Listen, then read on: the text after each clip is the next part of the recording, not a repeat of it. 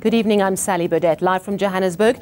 This is eNews at 8. In your top stories tonight, Kanyamazani on lockdown and schools shut as protesters demand a meeting with the president to voice their service delivery concerns. The Northwest Standing Committee on Public Accounts met with arrogance as they ask some of the country's poorest municipalities why they illegally invested public money in VBS Mutual Bank. As Marikana residents mourn at a night vigil this evening, new research gives more detail on what happened the day 34 miners were shot dead by police.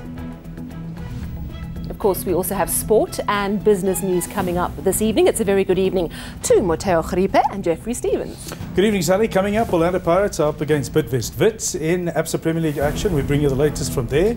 Tougher times ahead for consumers. South Africa's economy facing a technical recession as retail sales data comes in lower than expected. We tell you what that means for your budget. Thank you. More on those stories later. Let's start here. The Premier of Mpumalanga has been shunned by protesting residents in Kanyamazani and Mbombela. They want the President to come and tell them why a project to fix their homes damaged in a hailstorm has been halted. Schools have been closed for 3 days now. Matriculants are worried if the protests continue, they won't pass at the end of the year. Linda Kutle-Kulu has the story. 17-year-old Andy Lemapanga of Kanyamazane in Mbombela is one of the many pupils who will be writing final school exams this year. She says she was thrilled when she passed grade 11 last year as she was one step closer to realizing her dream. I've always wanted to be a vet.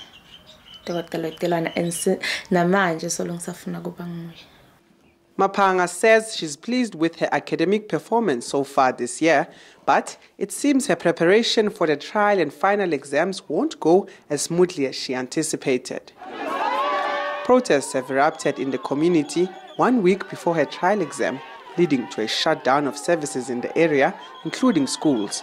Mapanga says it's been difficult studying during this mayhem.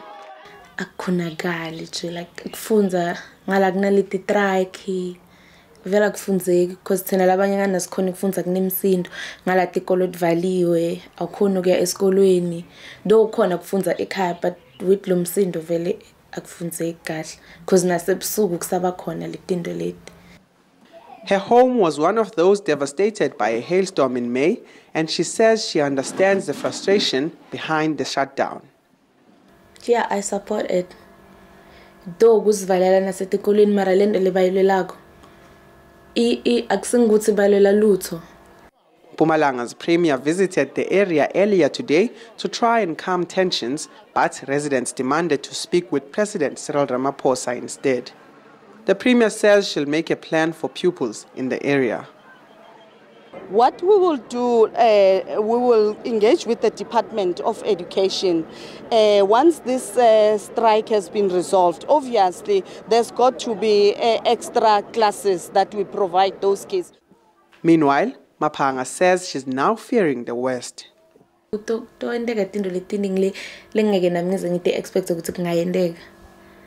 Just like kufailisha. Lindokuhle Xulu, Kanyamazane in Mpumalanga. The Northwest Standing Committee on Public Accounts has had quite a day meeting in Mahikeng. They've been listening to municipalities explain why they invested in VBS Mutual Bank despite a warning from Treasury not to do so. Now, the committee says it's astounded by the arrogance displayed by some municipal managers when confronted over investing public money illegally. With VBS Bank now under curatorship, the millions placed in the bank by those municipalities may be lost. These particular municipal managers and the CFOs who are supposed to know all of these regulations, including the Act, display a sense of not knowing why they did all of these things and so on. But what has surprised us was the kind of arrogance that was displayed by the municipal manager in Mafikeng, which obviously we had to chase him out of this particular meeting because honorable members could not stand his kind of arrogance he's presenting here.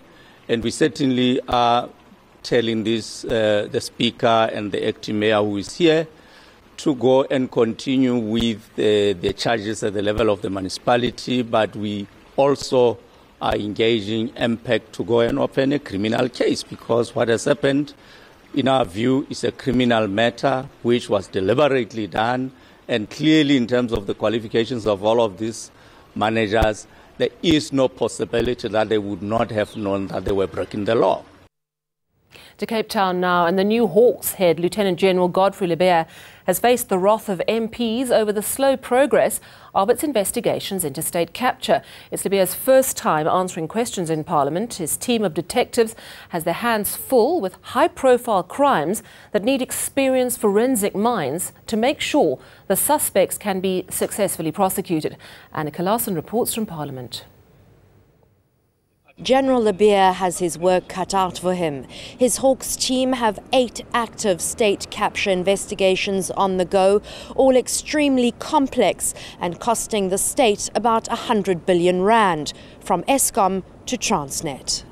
The types of corruption mostly commonly experienced are irregularities in procurement, which remains most prevalent form of abuse of power.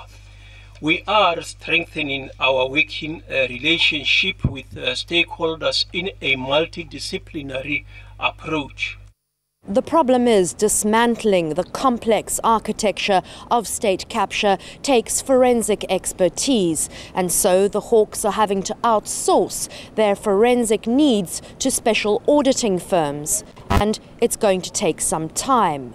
Meanwhile, MPs are outraged that the Gupta family, who lived here for 20 years, were allowed to get on a plane and leave the country and have still not been extradited. I don't understand why. Really, I don't understand why.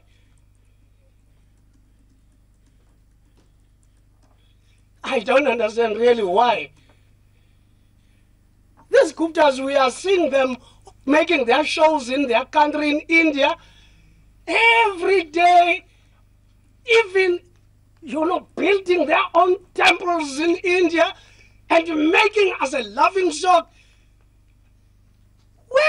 What has happened to the extradition treaty that we have with the Interpol? As for the matter of Steinhoff, South Africa's largest corporate scandal, it seems it's going to be a long time before there's any criminal prosecution, if any at all. In fact, there's no named suspect as yet.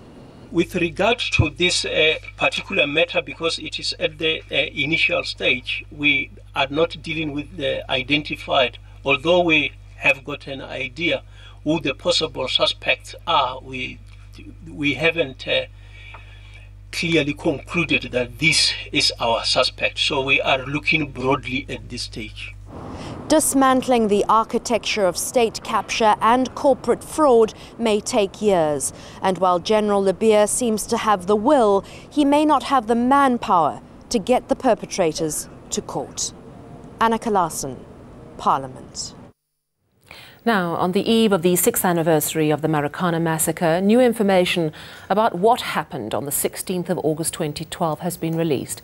34 protesting mine workers died at the hands of the police on that day. The report by the Institute for Security Studies, called Sound of Gunfire, is based on photographs and witness statements. It claims that some police officers mistakenly believed mine workers were shooting at them at scene 2 when their fellow officers were firing at the workers.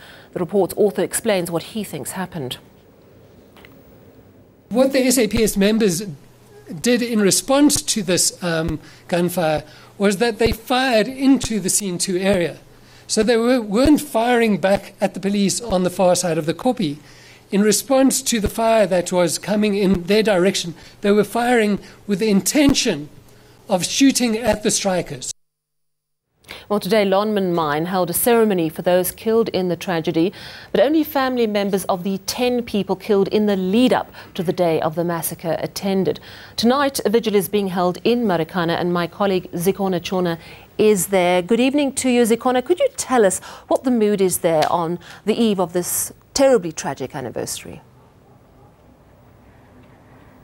Certainly, so driving into this community, there is a sense that there is a heaviness in the air. There's a sense that people are still dealing with the tragedy that took place on the 12th of August in 2012. Just behind me in this hall, they had a meeting a short while ago where they were reflecting on the events of that day, as well as talking about how they had hoped that their lives would be better post the tragedy. So tonight they'll be holding a night vigil, and they're saying that it's important that they don't sleep tonight so that they can honor their colleagues, their brothers, the fathers of those who lost their lives on that day. I'm speaking to a mine worker shortly before speaking to you, who told me that it's important that he goes out there because during those times of that protest, they did not sleep. So in memory of that, and in remembrance of the 34 miners who were gunned down on that Kopi, the mine workers are saying they're going to go out in their numbers tonight.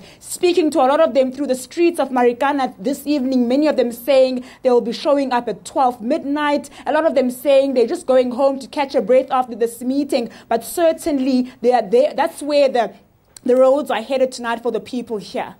Thank you so much. That is Zekona Chona reporting live from Marikana, a night vigil due to be held there this evening. More sad news now, and struggle stalwart Zondeni Sobukwe has died at the age of 91. The PAC has described the widow of its founder, Robert Sobukwe, as selfless. Mama Sobukwe passed away around 2 o'clock this morning at her home in the Eastern Cape. She was discharged from Midland Hospital in Graaff-Reinet yesterday after a 3-week stay. In April, the mother of Azania, as she was affectionately known, was awarded the Order of Luthuli. Now this year marks the 40th commemoration of the death of her husband, the founding president of the Pan-Africanist Congress.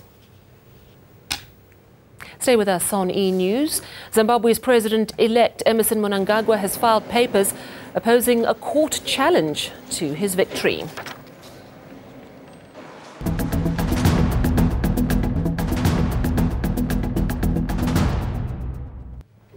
It's time now to talk money with Moteo Kharipa, and you know, it's actually a very serious issue, but we're not shopping enough.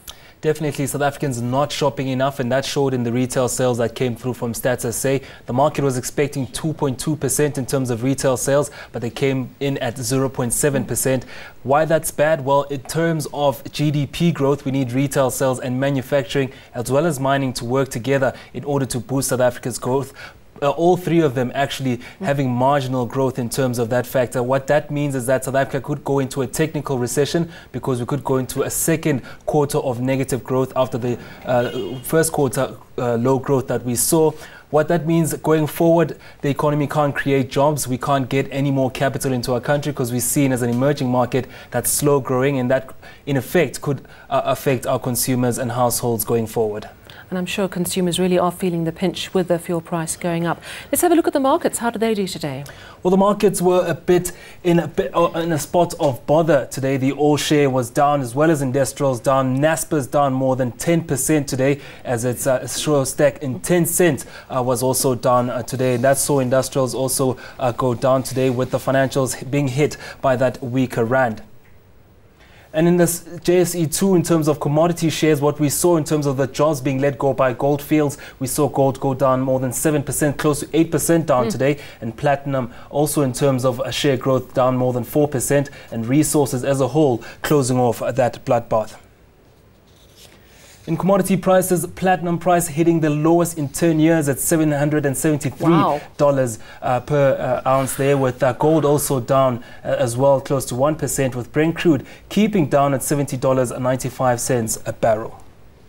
And in currencies, well, we saw the rand stage a fight back yesterday, but after Moody's told us that we're not doing enough to spur on our economy, and with the Reserve Bank saying it's going to take a long time to get South Africa's economy going, we saw the rand down today at 14 rand 52 against the greenback, at 16 rand 47 against the euro, and much weaker against the pound at 18 rand 43. And at the back of that, we can see how the market is reacting to even slower economy. I think I need a nice soothing cup of tea after all that bad news. Very depressing. Yeah. It really, really is. But thank you anyway for that update. It's important we know where we stand financially as a country. Moteo Kharipa, thank you very much. Let's move now to international news. Zimbabwe's President-elect Emmerson Mnangagwa has filed papers opposing a court challenge to his victory.